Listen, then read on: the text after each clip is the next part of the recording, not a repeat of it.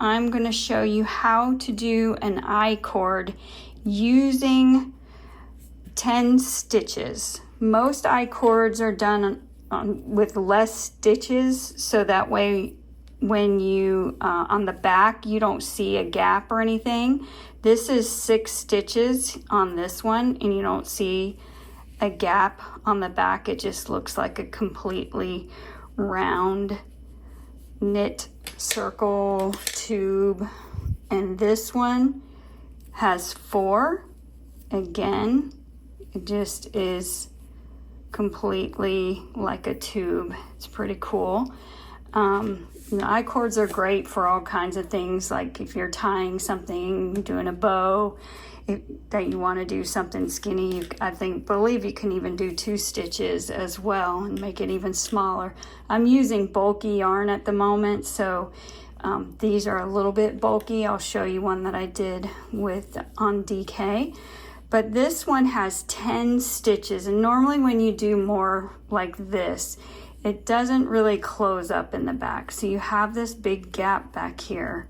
So I'm going to show you how to close this up. Super simple. And then you can create things like little scarves for dolls, bears, little stuffed animals, snowmen when you're doing a snowman for Christmas.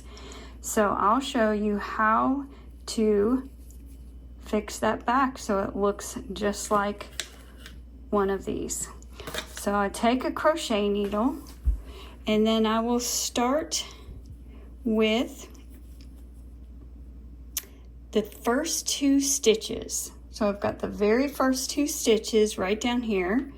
So this is the tail, and eventually once I'm done I'll weave that in, but you'll see that there'll be a little gap here.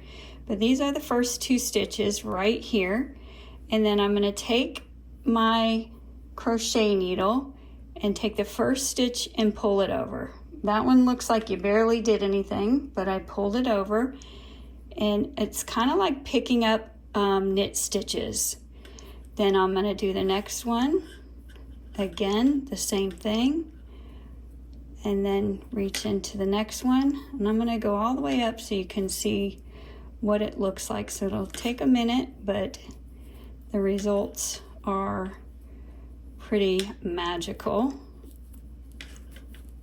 You can give it a little tug and to get that little knit going right there.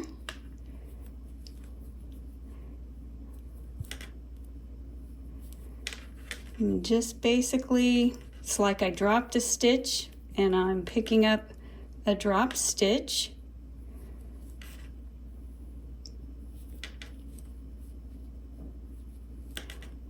I'll just get up here to the top.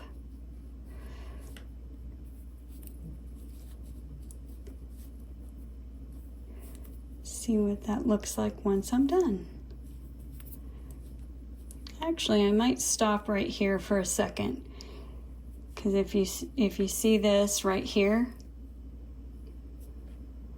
completely like an I-cord versus the top looking like I haven't done anything to it. And then I'll keep going to show you what it looks like.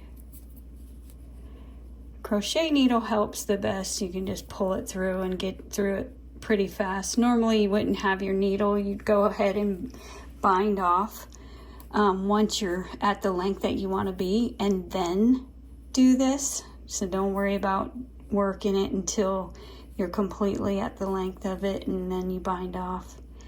So I will get to the top and show you what it looks like.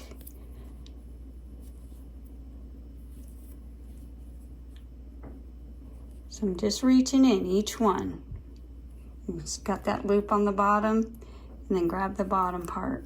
So you're going to come up from the bottom like this. And I think I have one more. Just go ahead and get that. And there you go.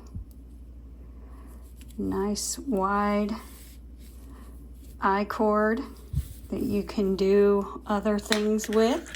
And then when you want to weave in your tail here, you could do one of two things. You could just match it up. I've got a needle here and I'll show you.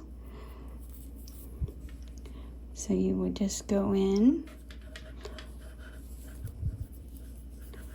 just pull it through and just kind of match that up there like that. However makes it look the way you want it. If you want it tight, you could weave the tail in all the way around and then just kind of pull it so it kind of cinches it like this. And if you're using it for a scarf, you could add little tassels to each side of it. You can do that, or you can leave them open like this and then do little tassels or whatever you wanted. So that's how you do that. I have this one. This is DK. I was just fooling around with this one. That's how I kind of was figuring this out. But this is a DK weight and it is 20 stitches on here. And I was able to weave it all up and you can barely tell. The only reason why I can tell is just right here. I still have the tail, so it's not fully tight or done all the way. But this is 20 stitches that I did this in a DK weight. So that is how you do a larger I-cord. Thanks for watching. Please like, comment, and subscribe.